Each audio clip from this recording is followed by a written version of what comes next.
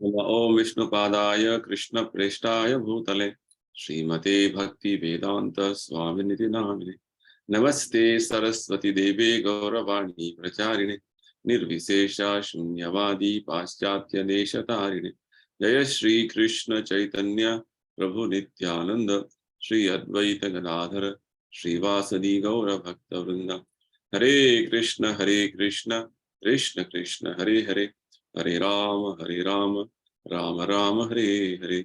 श्री श्री राधा वृंदावन चंद्र की जय। श्री श्री निताई गौरंग की जय। श्रीला प्रभुपाद की जय। निताई गौर। तो सबको स्वागत है आज के भगवत गीता का सत्संग कार्यक्रम में। तो हमने पिछले सेशन में भगवत गीता के चौथे अध्याय का अध्ययन शुरू किया था। तो आज हम उसी अध्याय के नेक्स्ट जो श्लोका है, श्लोका संख्या 3 और 4 का अध्ययन करेंगे। तो शुरू आगे बढ़ने से पहले हमने अब उस जो है इस अध्याय का शुरुआत में क्या समझा था थोड़ा बहुत संक्षिप्त में समझ जाएंगे। तो भगवान ने इस अध्याय में वास्तव में अपना वाणी शुरू कर दिया है। अर्जुन का कुछ प्रश्न नहीं है इसमें, डायरेक्टली भगवान बता रहे हैं अर्जुन को, क्योंकि पिछले अध्याय में वास्तव में पिछले अध्याय में भगवान ने अर्जुन का एक प्रश्न का उत्तर दे रहे थे। क्या प्रश्न था? प्रश्न ये था कि भगवान, हम ऐसे जो पाप कार्य में कभी बहुत सारे बार लग जाते हैं कि अंदर से कुछ ऐसा है, कुछ बल कुछ जो है मुझे फोर्स कर रहा है, बलपूर्वक मुझे आगे पाप कार्य करने के लिए उकसा रहा है। तो भगवान ने उत्तर दिया था कि वास्तव में हमारा काम भावना है, काम ऐश क्रोध ऐश। और भगवान ने मनुष्य में जो काम क्रोध लोभ उसके बारे में बहुत सारे विवरण दे रहे थे। और उसी जो विचार में आगे भगवान इस अध्याय में विशेषकर चौथे अध्याय में हमें क्या समझाएंगे? वास्तव में भगवान समझाएंगे वो जो ज्ञान भगवान देने वाले हैं, जिसके माध्यम से हम जो हमारे काम भावना है और काम भावना से जो उत्पन्न आगे जो अलग अलग जो गुण उत्पन्न होते हैं, जैसे क्रोध भावना, लोभ भावना, इन सब को जो है कैसे हम नियंत्रण में लेके आ सकते हैं और किस तरीके से इनसे बच सकते हैं, ये बात हमें बताने वाले हैं। तो इसलिए इस अध्याय का नाम है दिव्य ज्ञान, ट्रांसेंडेंटल नॉलेज। तो भगवान ने बताया कि ये जो दिव्य ज्ञान का कुछ इतिहास बता रहे थे।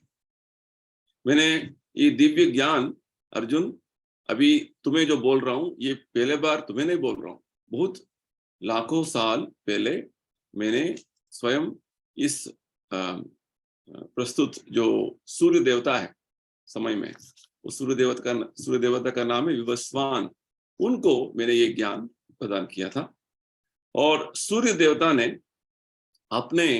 विवस्वान ने अपने पुत्र मनु को, स्वयंभुव मनु नहीं, वैवस्वत मनु, उनको जो है ये ज्ञान दिया था। वैवस्वत मनु ने अपने पुत्र इक्ष्वाकु राजा, जिनके जो परंपरा में स्वयं भगवान रामचंद्र जन्म लेते हैं, उस राजा को मैंने दिया था। इस तरीके से भगवान बोलते हैं, एवं परंपरा प्राप्तम इमं राजर्षियो विदुः।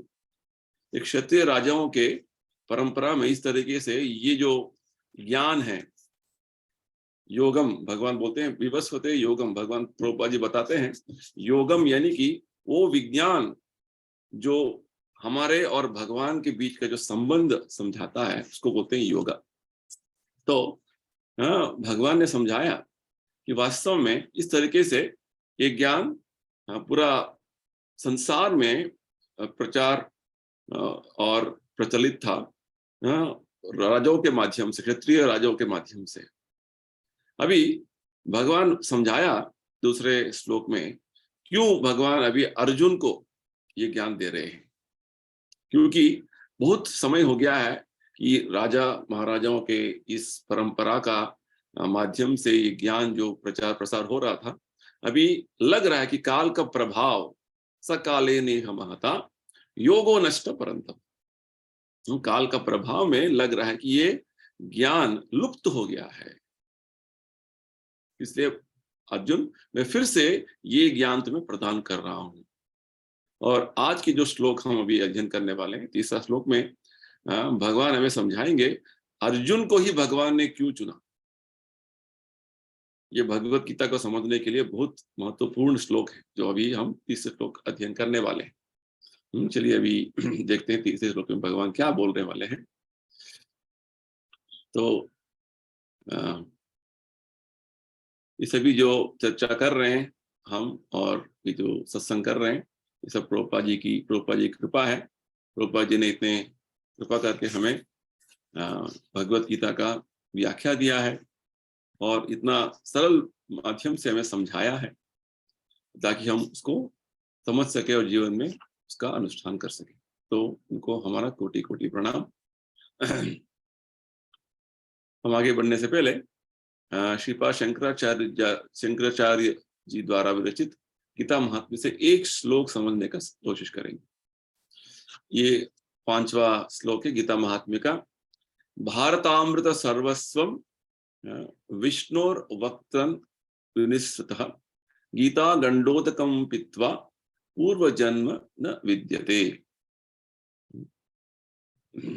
जो गीता महाभारत का अमृतोपम सार है तथा जो भगवान श्री कृष्ण के मुख से प्रकट हुआ है, उस गीता रूप जल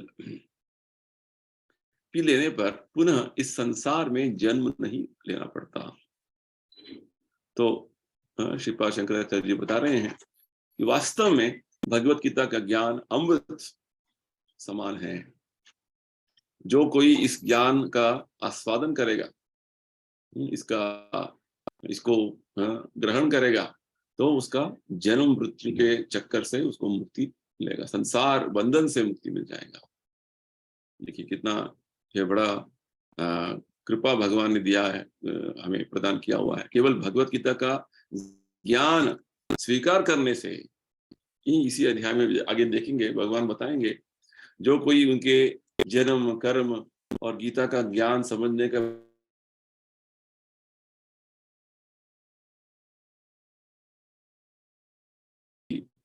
नेक्स्ट जो है आज के इस अध्याय के चौथे अध्याय के 2 श्लोक हैं। पहले तीसरे श्लोक का अध्ययन करेंगे, ये बहुत इंपॉर्टेंट श्लोक है। भगवान बोलते हैं, स एवायम मया तेद्य योगः प्रोक्तः पुरातनः भक्तोऽसि मे सखा चेति रहस्यम ही एतदुत्तमम्। आज मेरे द्वारा वही यह प्राचीन योग यानी परमेश्वर के साथ अपने संबंध का विज्ञान तुमसे कहा जा रहा है, क्योंकि तुम मेरे भक्त तथा मित्र हो, अतः तुम इस विज्ञान के दिव्य रहस्य को समझ सकते हो। तो ये कारण है भगवान ने अर्जुन को भगवत गीता का ज्ञान प्रदान करने के लिए चुना। तो वास्तव में भगवान ने हमें समझाया था दूसरे श्लोक में कि भगवत गीता ज्ञान काल के प्रभाव में आकर जो राजऋषियों के परंपरा में पूरे संसार में प्रचलित था, प्रसार हो रहा था, वो लुप्त हो गया ऐसा लग रहा है। इसलिए भगवान ने अर्जुन को किस कारण भगवान बोल रहे हैं कि अर्जुन तुम मेरे भक्त हो।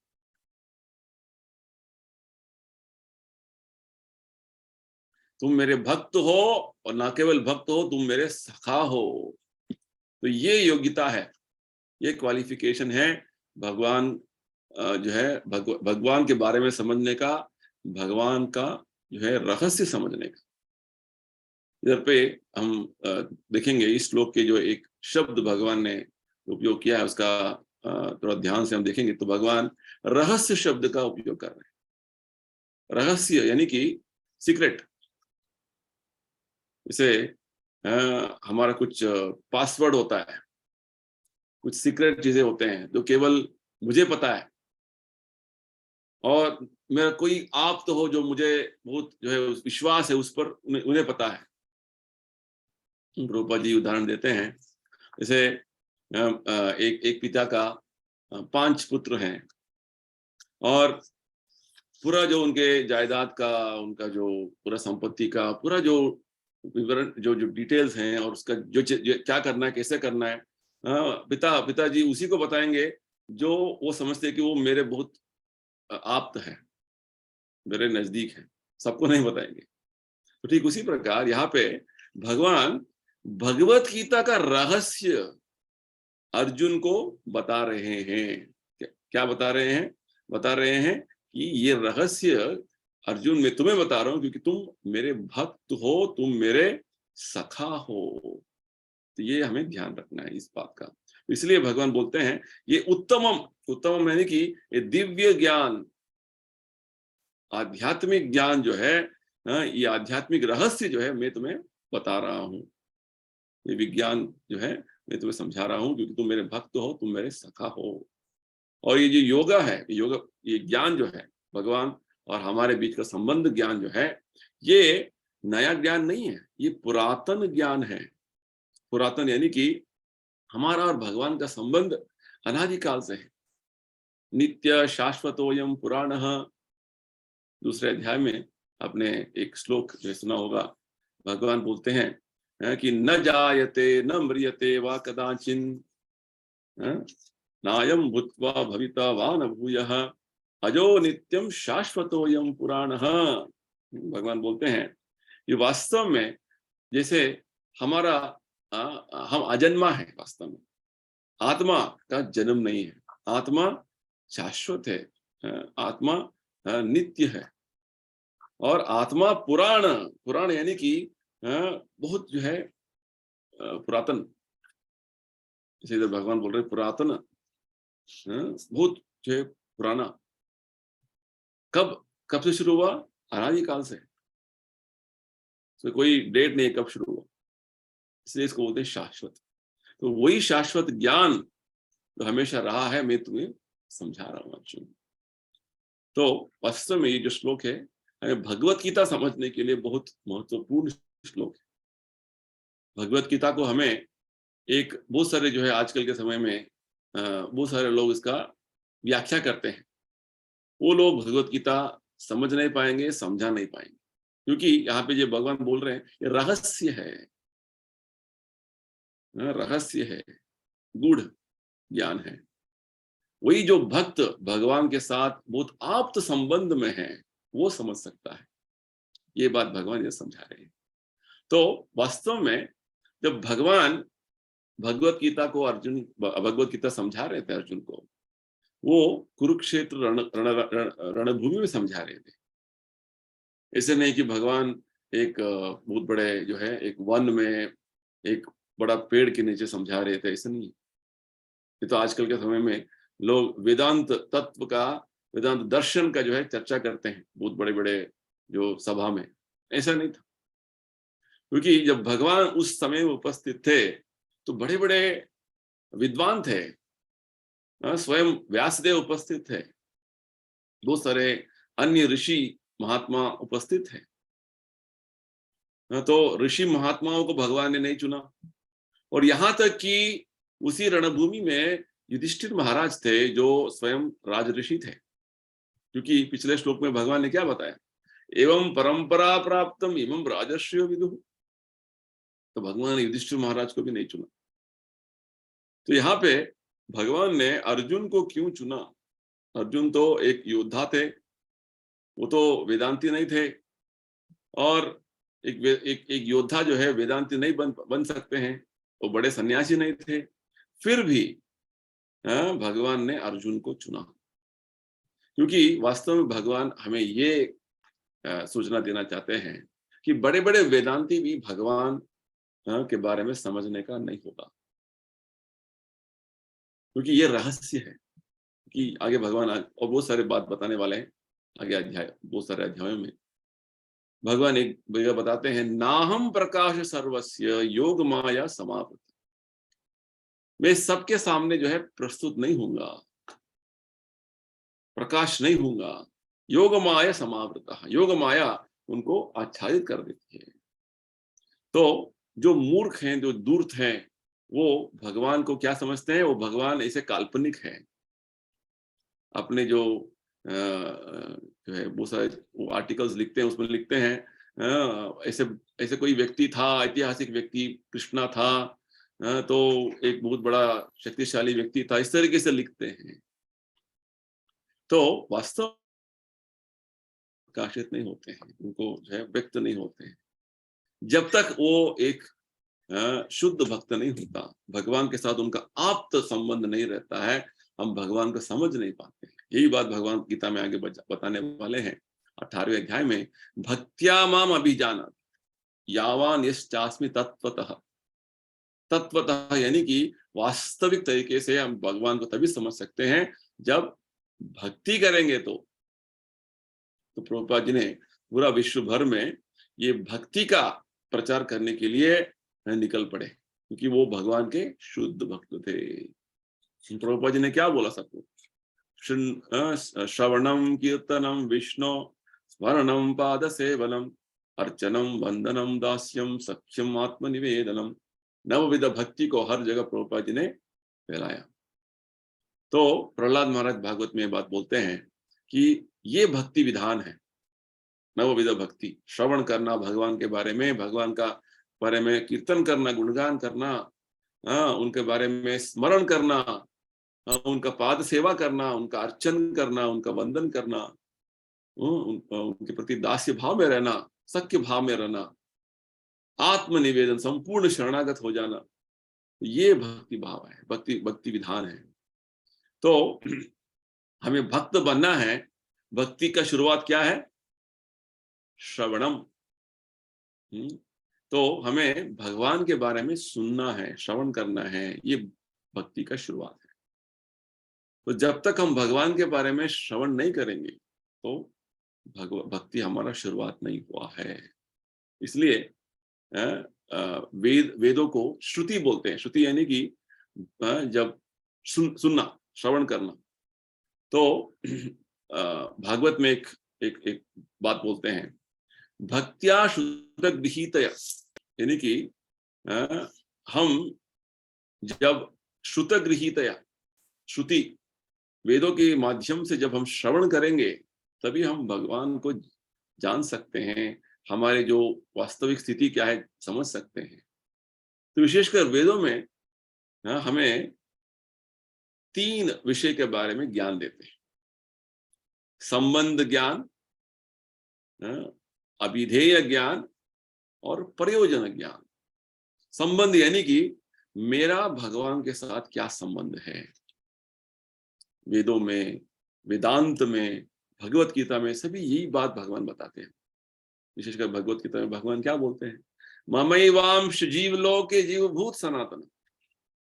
हम सब भगवान के अंश हैं, सनातन तरीके से अंश हैं। जीवभूत सनातन, ममैवांश, भगवान बोलते हैं सब अब सब मेरे अंश हो।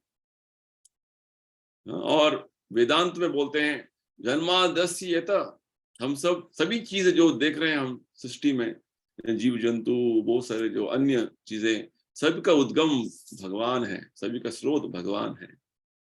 और आगे भगवान बताएंगे गीता में, सर्व योनिषु कौन्तेय मूर्तयन्ति संभवन्ति। यानी कि सभी योनि में जो जो जीव जंतु जन्म ले रहे हैं उनका सभी पिता मैं हूं, भगवान बोलते हैं, हम बीज प्रद पिता। तो वेदों में विशेषकर भागवत में हमें समझाते हैं भगवान वास्तव में सबका मूल है, भगवान का माध्यम से ही हमारा जन्म हुआ है। और जैसे एक पिता माता के गर्भ में बीज डालते हैं, ठीक उसी प्रकार भगवान इस भौतिक प्रकृति जो माता है उनके गर्भ में जब आत्माओं को डालते हैं तो वो अलग अलग रूप में अपना शरीर लेते हैं कर्म के हिसाब से। भागवत में बोलते हैं 4 तरीके से हमारा जन्म हो सकता है।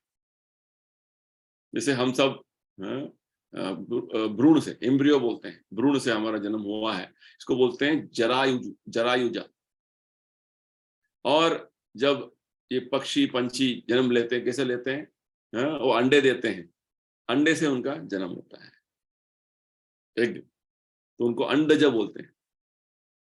और बहुत सारे पेड़ पौधे वो कैसे होते हैं? बीज से, जब बीज डालते हैं तो वो पेड़ हो जाता है, उसको बोलते हैं उद्भिज। और एक और तरीके का जो जन्म होता है उसको बोलते हैं स्वेदज। स्वेदज यानी कि पसीना से हम देखते हैं जब हमारा बिस्तर पे जो है बहुत पसीना निकल रहा है तो उसमें से कटमल निकलते हैं, बेड बग्स। तो इस तरीके से जरायुज, अंडज, उद्भिज और स्वेदज, इस 4 तरीके से जन्म हो रहा है। और कोई भी जो जीव जंतु देखेंगे तो इन 4 ही तरीके के जो है तरीके से निकले होंगे। तो वास्तव में ये सभी जीव जंतु भगवान के साथ संबंधित है, उनका संबंध है। अन्य जो है योनियों में, मनुष्य योनि छोड़कर, ये सभी विषय उनको समझ में नहीं आता है। केवल मनुष्य योनि में ये सभी बातें समझ में आ सकता है। तो इसलिए भगवान जो वेदों का जो मुख्य ज्ञान जो है, संबंध ज्ञान, जो हमारे भगवान का साथ क्या संबंध है, हम कौन है वास्तव में, हम आत्मा है, भगवान जो है हमारे उद्गम है, उनके साथ हमारा एक पिता के जैसे हमारा संबंध है, पिता पुत्र के साथ तरीके का संबंध है। और संबंध होने के बाद अभिधेय, अभिधेय यानी कि अभी क्या करना है। जैसे एक पिता और पुत्र का संबंध में क्या होता है, पिता पुत्र का देखभाल कर रहे हैं और पुत्र जो है पिता का सेवा करता है।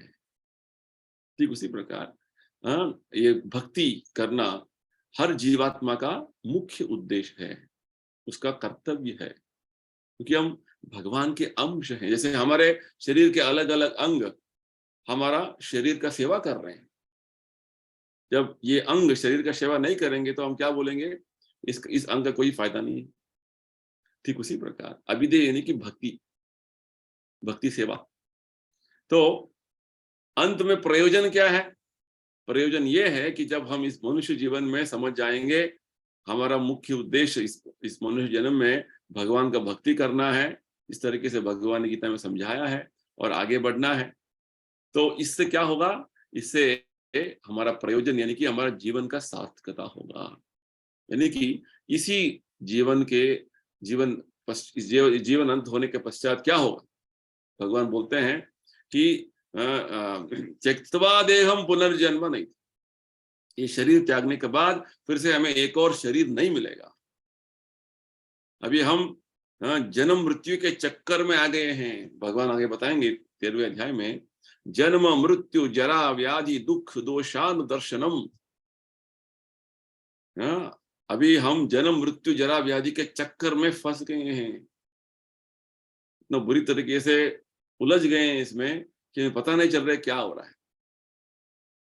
जन्म हो गया, अभी जन्म के बाद अभी जरा यानी कि हर दिन हमारा जो है आयु बढ़ रहा है। भागवत में बोलते हैं, आयुर हरति वै पुंसाम उद्यन अस्तौ च यन्नसौ। सूर्योदय, हर दिन सूर्य जो है उदय होता है और अस्तम होता है।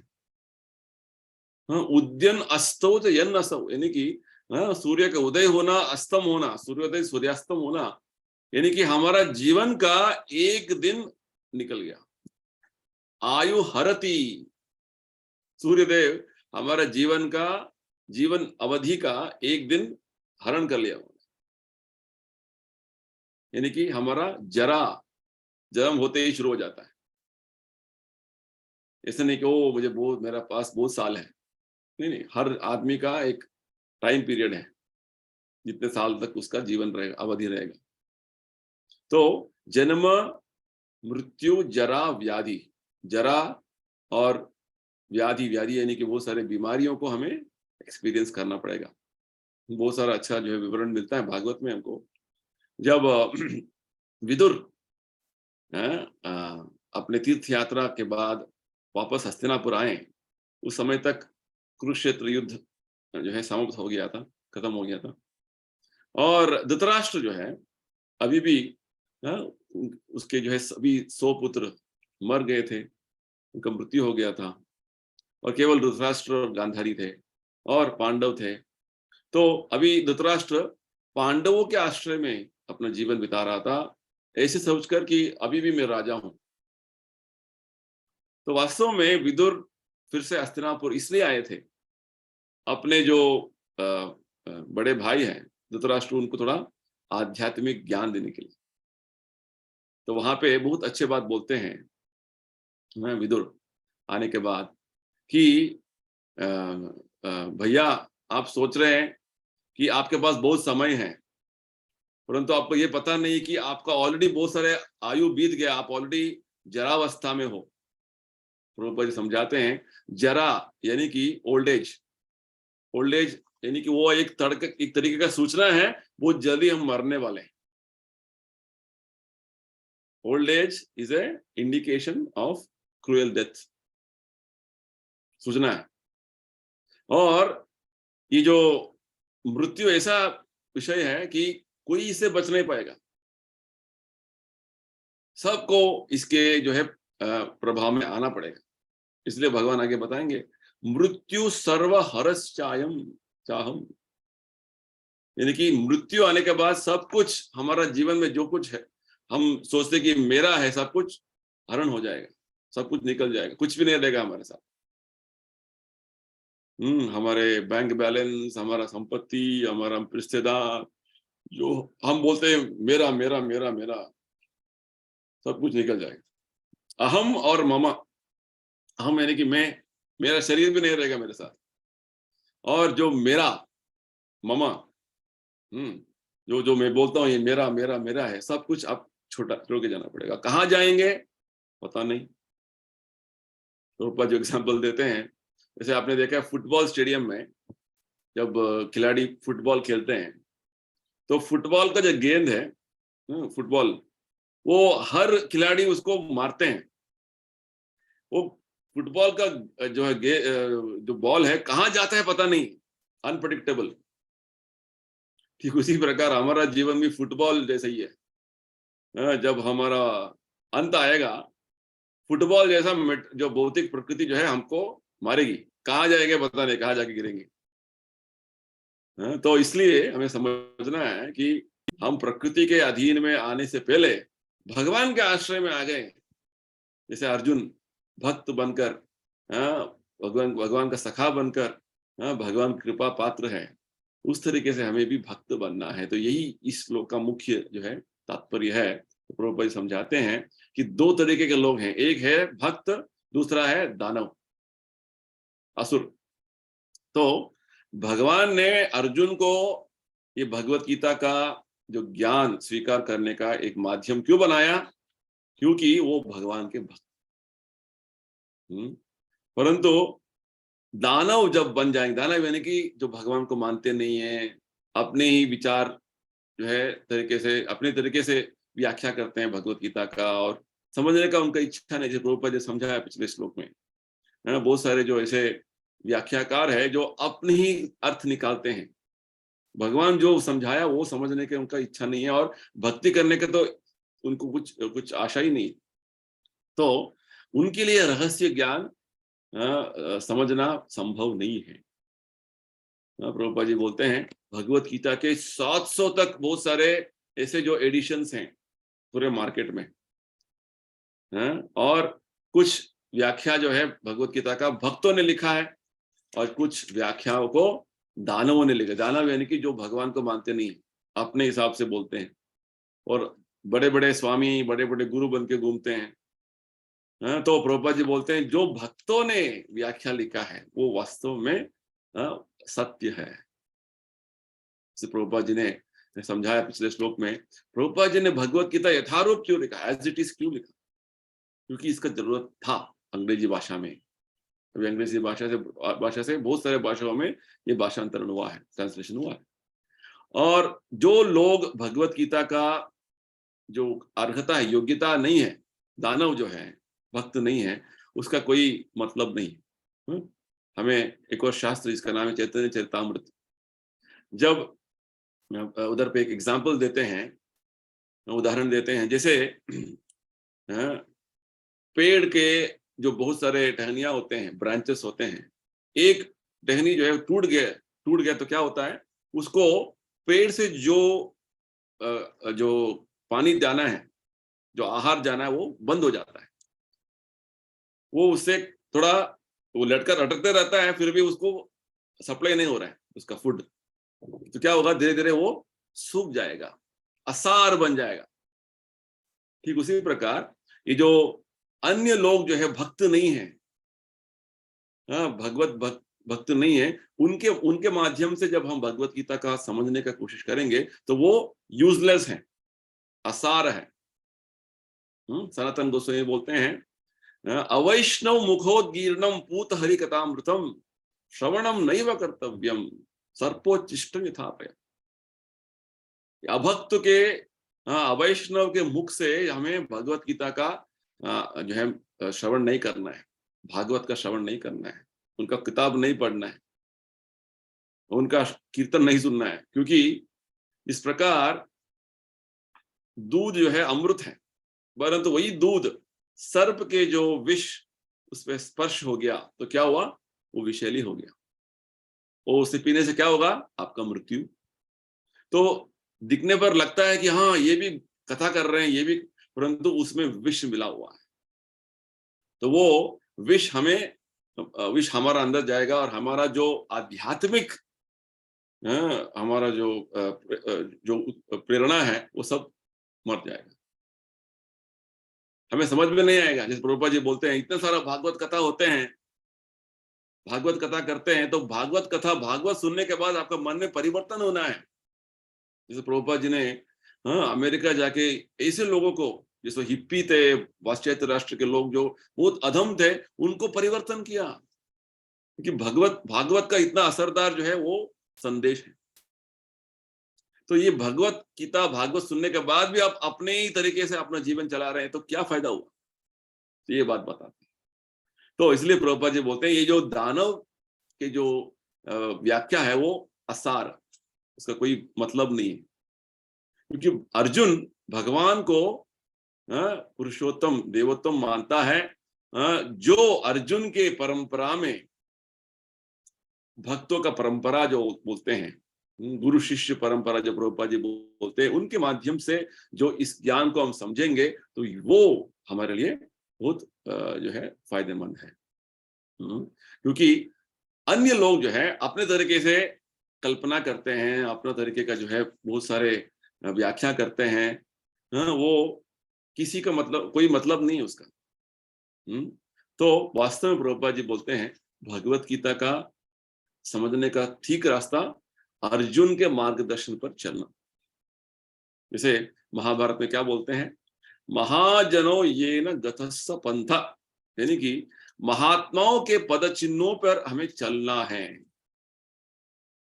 शुद्ध भक्त के चिन्हों पर हमें, उनका जो मार्ग में हमें चलना है। चलो प्रभुपाद जी शुद्ध भक्त, जो उन्होंने मार्ग दिखा, हमें उन पर चलना है। तो भागवत में बोलते हैं, हाँ, महात्मा का जो मार्ग में चलने से क्या होगा, द्वार माहुर विमुक्ते, हमें मुक्ति का द्वार, हम प्रवेश करेंगे। हाँ, महात्मनस्तु द्वार माहुर विमुक्ते। और जो शुद्ध भक्त नहीं है, तो उन दूसरे जो अन्य लोग हैं, जो जो केवल जो है अपने तरीके का व्याख्या करने लगते हैं, उनका जो मार्ग करने से हम नरक जाएंगे, बस यही अंतर है। तो ये श्लोक जो हमने पढ़ा, अभी अध्ययन किया, इसका जो महत्वपूर्ण एक जो विषय भगवान जो बता रहे हैं कि भगवत गीता समझने का, भगवत गीता का अनुसरण करने का जो विषय है वो केवल भक्तों के लिए सीमित है। इसलिए भगवान बोलते हैं रहस्य ये। हम तो कभी कभी देखते हैं, ओ इसको तो पूरा भगवत गीता श्लोक पूरा पता है, 700 श्लोक कंठस्थ है, बाय हार्ट है, हो सकता है, परंतु भगवत गीता का रहस्य जानने के लिए हमें भक्त बनना है। और आप देखेंगे यूट्यूब में बहुत सारे वीडियोस भी मिलेंगे आपको, बहुत सारे लोग भगवत गीता की व्याख्या कर रहे हैं, परंतु व्याख्या कौन कर रहा है, ये बात हमें समझना है। वो भगवत भक्त है, भगवत भक्ति यानी कि भगवत भक्ति का आचरण कर रहा है, नहीं तो बस ऐसे ही कुछ अपना विद्वत दिखा रहा है और सबको जो है अपना एक तरीके का जो विचार है वो भगवत गीता के माध्यम से समझाने का कोशिश कर रहे हैं। ऐसे बहुत सारे लोग बोलते हैं वो भगवत गीता में मैनेजमेंट के बारे में बताते हैं, भगवत गीता में ये बताते हैं, भगवत गीता में सब कुछ बताते हैं, विशेषकर भगवत गीता में भगवान भक्ति के बारे में बोल रहे हैं। ये मैनेजमेंट वो दूसरा दूसरा दूसरा ये सब कुछ अलग बात है, जो बाद में भक्ति करने के बाद अपने आप भगवान देंगे आप, वो बात हमें समझ। चलिए अभी नेक्स्ट श्लोका देखेंगे, श्लोका संख्या 4, चौथा अध्याय। अर्जुन उवाच अपरम भवतो जन्म परम जन्म विवस्वतः कथम एतद् विजानीयाम त्वमादौ प्रोक्तवान इति। जब अर्जुन को एक प्रश्न आ गया, अर्जुन बोल रहे हैं, अर्जुन ने कहा सूर्यदेव विवस्वान आपसे पहले हो चुके, ज्येष्ठ हैं, तो फिर मैं कैसे समझूं कि प्रारंभ में आपने उन्हें इस विद्या का उपदेश दिया था। ये बहुत जो है महत्वपूर्ण प्रश्न पूछ रहा है अर्जुन। जैसे प्रभुपाद जी उदाहरण देते हैं, आपके कोई मित्र आपके पास आके बोलने लगते हैं, पता है मैं कल चंद्र ग्रह गया था और वहां पे मैंने ऐसे लोगों से मिले, ऐसे किया ऐसे किया ऐसे किया। अच्छा, आप तो उनके मित्र है तो आप उनको बोलेंगे हाँ अच्छा ठीक है, क्या क्या हुआ ठीक है। परंतु यही बात आप बाहर बोलेंगे तो लोग बोलेंगे क्या बोल रहे हो, तुम मजाक कर रहे हो क्या। तो वास्तव में अर्जुन के जो प्रश्न है अभी, अर्जुन भगवान से क्या पूछ रहे हैं, भगवान आप बोल रहे हैं कि आपने सूर्य देवता विवस्वान को ये ज्ञान दिया है, परंतु सूर्य देवता आपसे, आपका जो है आपसे बहुत सीनियर है, यानी कि उनका जन्म बहुत पहले हो चुका है, तो आपने उस समय में आप तो उपस्थित नहीं थे, मैं कैसे जानूं कि आपने उनको एक ज्ञान प्रदान किया था। ये बहुत बड़ा जो है इंपॉर्टेंट क्वेश्चन है। तो वास्तव में हमें ये प्रश्न आता है कि अर्जुन तो भगवान के भक्त थे, तो उनको भगवान के बाद तो विश्वास नहीं था, पूर्ण विश्वास था। तो ये प्रश्न अर्जुन भगवान को क्यों कर रहे हैं, ताकि उन लोगों के लिए जो भगवान पर विश्वास नहीं है, जो नास्तिक लोग हैं, जो दानव प्रवृत्ति के लोग हैं, जो सोचते हैं कि भगवान कृष्ण जो है वो पुरुषोत्तम है, वो देवोत्तम है, वो जो मानते नहीं है, अर्जुन उनके लिए ये प्रश्न पूछ रहे हैं। तो ये सबसे महत्वपूर्ण जो है बात हमें समझना है, क्योंकि अर्जुन वास्तव में एक पात्र निभा रहे हैं, एक साधारण मनुष्य का पात्र निभा रहे हैं। वास्तव में अर्जुन शुद्ध भक्त हैं। भगवान ने अर्जुन का जो अर्हता योग्यता समझा दिया पिछले श्लोक में, क्या बोला, तुम भक्त हो, तुम सखा हो, इसलिए तुम भगवत गीता का ज्ञान में दे रहा हूं। जैसे प्रभुपाद जी उदाहरण देते हैं, कोई जो है एक राष्ट्रपति के उसके जो है सेक्रेटरी बनना है, ऐसे नहीं कि वो साधारण आदमी सेक्रेटरी बन जाएगा, उसके लिए कुछ योग्यता होना है ना। उसका जो है सोच विचार और बहुत सारे जो उसका काम करने का जो शैली है, ढंग है, वो उस लेवल पे होना है। तो भगवान के सखा बनना है, भगवान के भक्त बनना है, तो साधारण व्यक्ति को नहीं हो सकता है, उसको कुछ योग्यता होना है। भक्त कौन है, सखा कौन है, अर्जुन के जो उनके व्यवहार से हमें पता चलता है। देखिए भगवान ने अर्जुन का उनका साथ इतना गाढ़ संबंध था, गहरा संबंध था कि स्वयं भगवान अर्जुन के सारथी बन गए युद्ध भूमि में, कुरुक्षेत्र युद्ध भूमि में, क्योंकि भगवान को अर्जुन के प्रति इतना प्रेम था कि वो स्वयं सारथी बन गए। तो ये भगवान है। जैसे भक्त भगवान को सेवा करना चाहते हैं हमेशा, भगवान भी भक्त को सेवा करना चाहते हैं। भक्त भगवान को सेवा करना चाहते हैं, भगवान भक्त को सेवा करना। तो ये भक्ति का आदान प्रदान है, रेसिप्रोकेशन। तो यहाँ पे ये जो प्रश्न अर्जुन पूछ रहे हैं, हाँ, भगवान हम दोनों समकालीन हैं, मुझे पता है कि आपके जन्म और मेरा जन्म जो है ऑलमोस्ट सेम टाइम में हुआ था।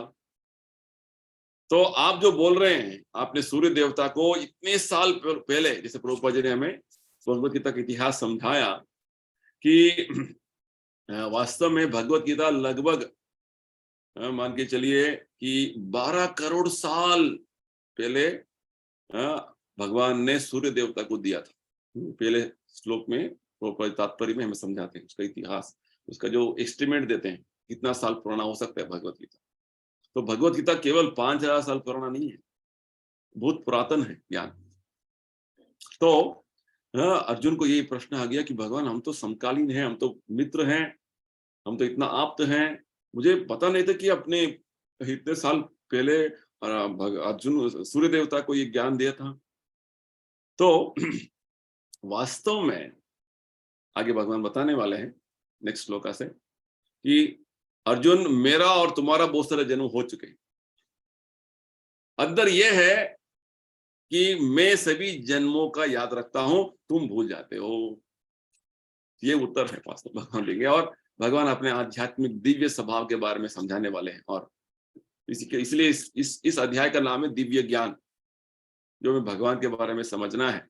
जब हम भगवान के बारे में समझेंगे तो हमारा भी जो स्थान क्या है समझ जाएंगे। तो इससे क्या होगा, हमारे जो चित्तम, हमारे जो भीतर में जो काम क्रोध लोभ मोह मद ये सब अवगुण है, सब कुछ निकल जाएंगे। काम यानी कि हम भगवान के अतिरिक्त इधर पे जो है आनंद लेना चाहते हैं, इंद्रिय भोग करना चाहते हैं, इसको बोलते हैं काम भावना। भगवान की उपस्थिति नहीं है, बस मैं हूं, मैं और मेरा, ये भावना। तो वास्तव में आगे हम देखेंगे कि अर्जुन साधारण व्यक्ति नहीं थे, वो स्वयं भगवान के शुद्ध भक्त थे। उनको भगवान के बारे में सब कुछ पता था। 10वें अध्याय में अर्जुन बताते हैं, परम ब्रह्म परम धाम पवित्रम परमम भवान। भगवान आप सबके उद्गम है, आप सबका स्रोत है, आप परम ब्रह्मा हैं, आप आध्यात्मिक, आप दिव्य हैं। आप आपके बारे में सभी सभी जो ऋषि ऋषिगण सब इसे बोलते हैं, इसे अर्जुन बताने लगते हैं। तो स्वयं जो भगवान देवकी पुत्र जो थे, उनका जो पोजीशन है अर्जुन को पता है, उनका जो स्थिति है अर्जुन को पता है। अर्जुन वास्तव में भगवान जो है आदि पुरुष है, वो पता है अर्जुन को। परंतु ये बात साधारण मनुष्य को समझना उतना आसान नहीं है। अभी भी क्या सोचते हैं साधारण तरीके से, आप डिक्शनरी खोलेंगे, कोई भी डिक्शनरी खोलेंगे, कृष्ण का नाम देखेंगे तो बोलेंगे हिस्टोरिकल पर्सन, यानी कि एक ऐतिहासिक व्यक्ति, एक जो है पावरफुल पर्सन, ऐसे बहुत सारे जो है आपको डिस्क्रिप्शन मिलेगा। लोग ऐसे सोचते हैं क्योंकि उनको भगवान कौन है, भगवान का मीनिंग क्या है वो पता नहीं। तो भगवान का वास्तविक जो अर्थ जो है, व्यास मुनि के पिताजी, उनका नाम है पराशर मुनि, वो देते हैं। भगवान शब्द का जो है उसका अर्थ देते हैं, ऐश्वर्यस्य समग्रस्य वीर्यस्य यशस्श्रिय ज्ञान वैराग्योश्चैव शन्नम भग इतिंगना। भगवान यानी कि जो 6 तरीके के भग ऐश्वर्य होते हैं, 6 तरीके के जो उनका शक्तियां होते हैं, जो अनगिनत प्रमाण में होता है। जैसे इस संसार में हम देखेंगे, कोई बहुत बड़ा अमीर आदमी है, उसके पास बहुत सारा जो है पैसा दौलत है, वो लोग आकर्षित हो जाते हैं उसके प्रति, वो इतना बड़ा अमीर आदमी है, उसके पास वो दम दौलत है। और कोई व्यक्ति जो है बहुत बड़ा बुद्धिमान है, जैसे साइंटिस्ट होंगे, जो बहुत सारे जो थिंकर्स होते हैं, तो उनके प्रति भी लोग आकर्षित हो जाते हैं। और कुछ लोग जैसे फिल्म स्टार्स होते हैं, सेलिब्रिटीज, वो तो सबका जो हीरो हीरोइंस, वो तो सबके लिए जो है आकर्षित हो जाते हैं क्योंकि उनका श्री सौंदर्य से। और लोग कभी कभी जो है बलशाली होते हैं, शक्तिशाली होते हैं, अलग अलग तरीके से, वो भी आकर्षित हो जाते हैं। तो इस तरीके से 6 तरीके के जो जो ऐश्वर्य है, भग बोलते हैं उसको, ये भगवान में संपूर्ण है। क्या क्या है? ऐश्वर्यस्य समग्रस्य वीर्यस्य यशसा श्रिया। ऐश्वर्य यानी कि संपत्ति, पूरे जो संसार का संपत्ति भगवान ही उसके स्वामी है। भोक्ताराम यज्ञ तपसाम सर्वलोक महेश्वरम। एक बड़ा आदमी बोल सकता है कि मेरे पास इतना बड़ा जमीन है, इतना सारा बैंक बैलेंस है, वो ऐसा नहीं बोल सकते कि पूरा संसार का जो है संपत्ति मेरे पास है। भगवान क्या बोलते हैं? सभी संसार मेरा है। देखिए, ऐश्वर्यस्य समग्रस्य और वीर्यस्य, वीर्यस्य यानी कि सबसे शक्तिमान व्यक्ति भगवान है। उन्होंने स्वयं इसको अपने प्रकट लीला में दिखाया।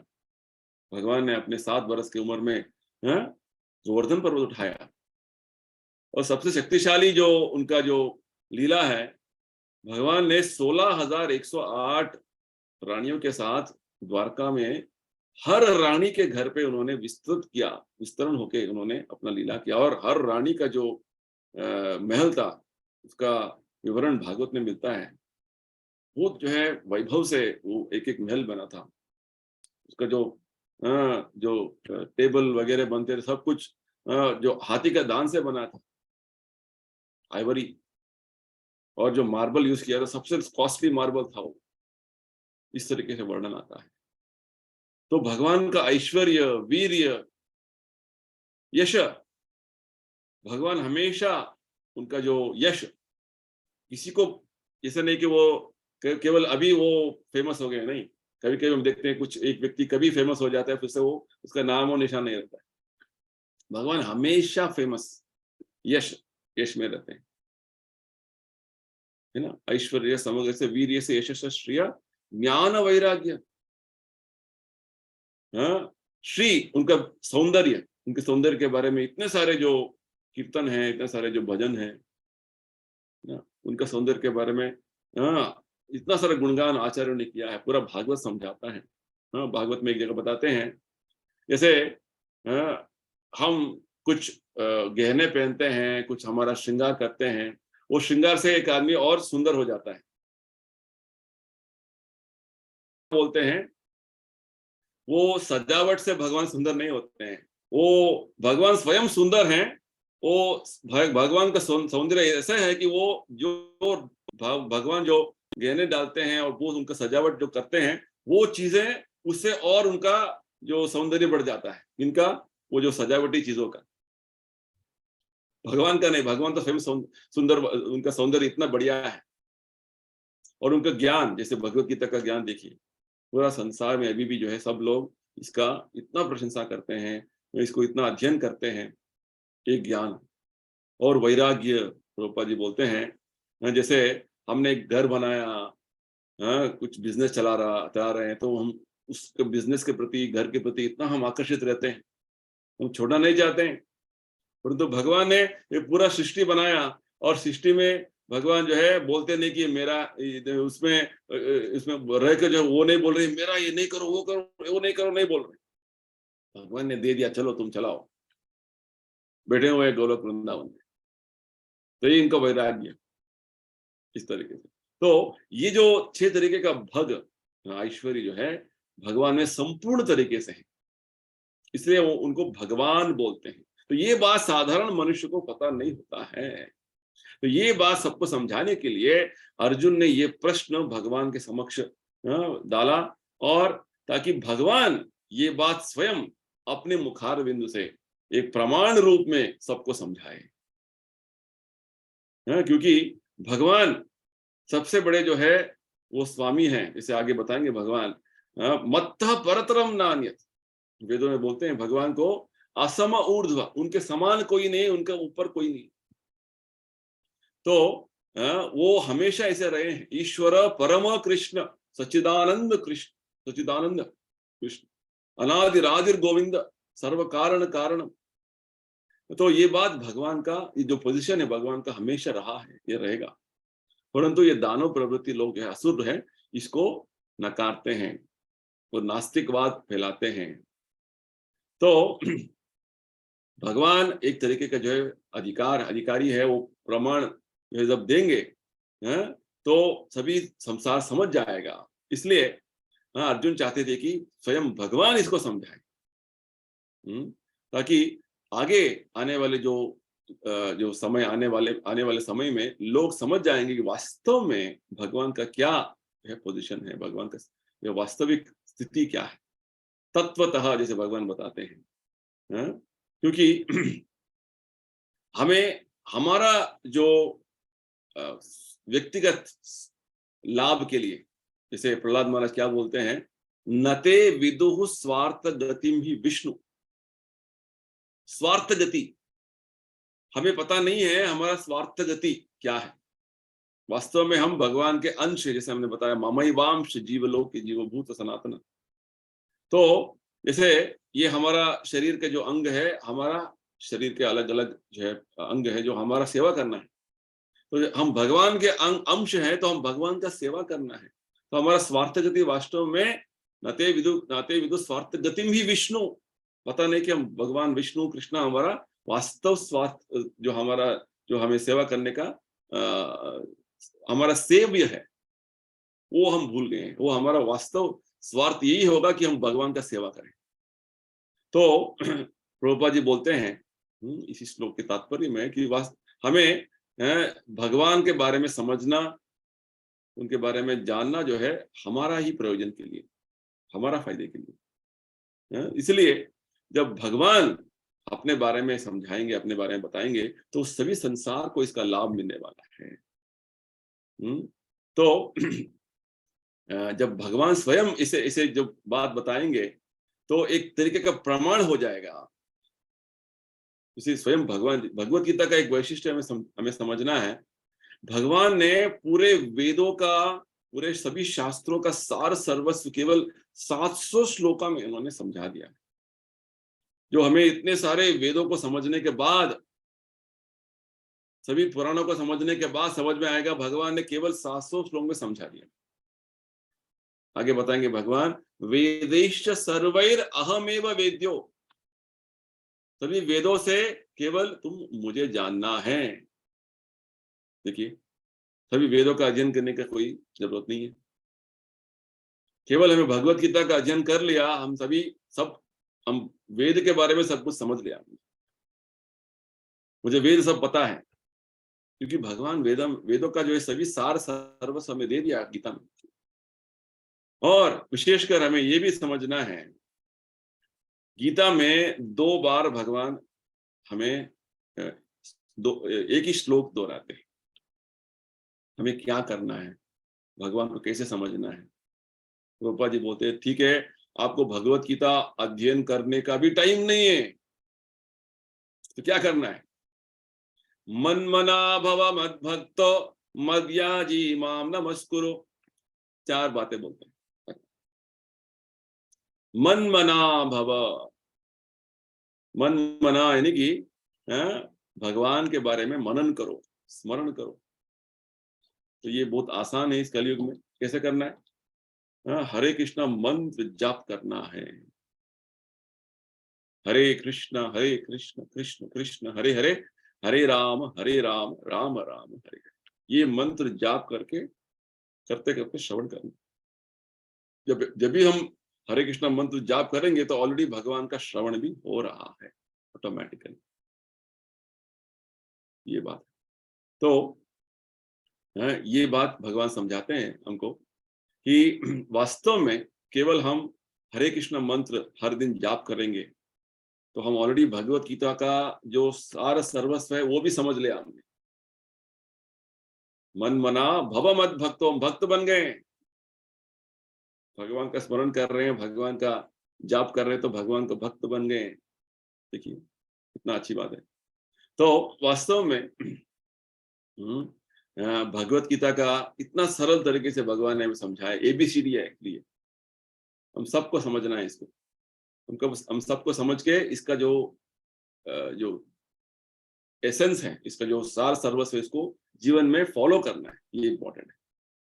ठीक है, तो प्रभुपाद जी विशेषकर जो इस्कॉन संस्था का स्थापना किया उन्होंने, हरे कृष्ण आंदोलन का जो स्थापना विश्व भर में, उन्होंने इसी जो है बात पर उन्होंने स्थापना किया।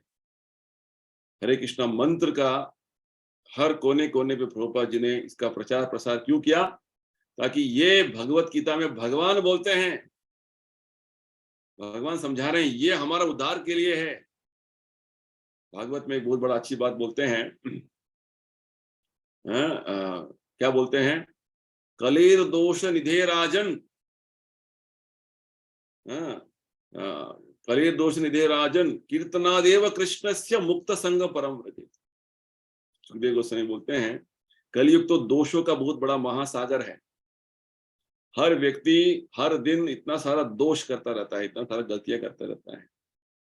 हर जगह देखेंगे केवल हम गलती दिखता है, दोष दिखता है। ये दोषों का महासागर है। कलेर दोष निधे राजन अस्ति एको महान गुण, एक महान गुण है इस कलयुग में। क्या है? कीर्तन करना, भगवान का जो है जप करना, भगवान के कीर्तन में भाग लेना, ये जो है सबसे बड़ा महान गुण है।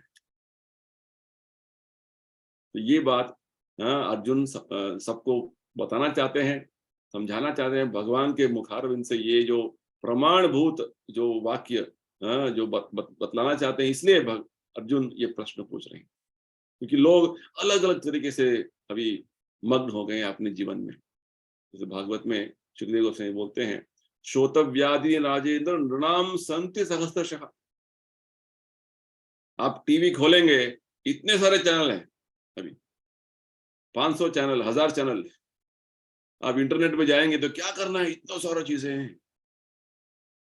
अभी कुछ रिसेंटली हमारा एक और सीनियर भक्त बोल रहे थे कि आजकल के समय में हर जो एंटरटेनमेंट कंपनी जो है, लोगों का वो समय किस तरीके से उनको ज्यादा लेना है उनसे, ये सोच रहा है।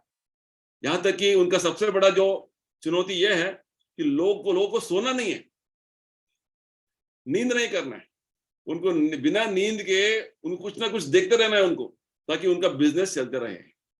देखिए क्या हो गया हालत अभी। तो ये आजकल का समय का जो बात है। तो आजकल के समय में लोग जो है नेटफ्लिक्स है, वो है, ये है, सब इसमें आप यूट्यूब है, वो सब कुछ, इसमें जो है हमारा टाइम इतना निकल जाता है कि हम क्या कर रहे हैं पता नहीं चलता। हमने बस कुछ समय के लिए फोन पकड़ा और कुछ देख रहे हैं, बस समय ऐसे बीत गया कि पता नहीं चला कितना समय चला गया। मैं सोच रहा था कि 10 मिनट में कुछ देखूंगा मैसेज, 10 मिनट के बदले 1 घंटा हो गया। यानी कि आपका जीवन का जो है सबसे मूल्यवान समय, जैसे हमने बताया, हर दिन जब सूर्योदय होता है, सूर्यास्त होता है, तो हमारा जीवन का एक दिन हरण हो गया। देखिए कितना समय हम ऐसे बर्बाद जा रहा है आजकल के समय में। तो ये माया का एक खेल है, माया का पकड़ में रखने का एक तरीके का खेल है। तो हमें समझना है कि हमें क्या करना है, हमारा समय को किस तरीके से जो है पर्पसफुली उसको यूटिलाइज करना है, हमें थोड़ा ध्यान से समझना है। तो भगवत गीता का अध्ययन करने से, हमारा जीवन का उद्देश्य समझने से हमें एक डायरेक्शन मिलेगा कि हमें वास्तव में क्या करना है। ये तो हम डायरेक्शन नहीं है, कुछ भी ऐसे आजकल के समय में बोलते हैं वो करो ये करो, क्या करें कुछ नहीं समझ में आता, बस कंफ्यूज्ड ऐसा बात है।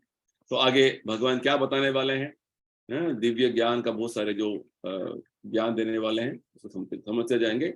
अभी हम यही समाप्त करते हैं। किसी को कुछ प्रश्न है, कुछ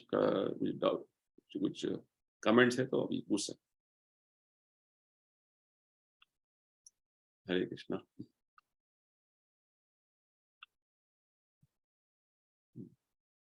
ठीक है, चलिए, तो सबको धन्यवाद। हम फिर से अगले हफ्ते मिलेंगे नेक्स्ट श्लोक समझने के लिए। हरे कृष्णा। हरे कृष्ण प्रभु जी। हरे कृष्ण।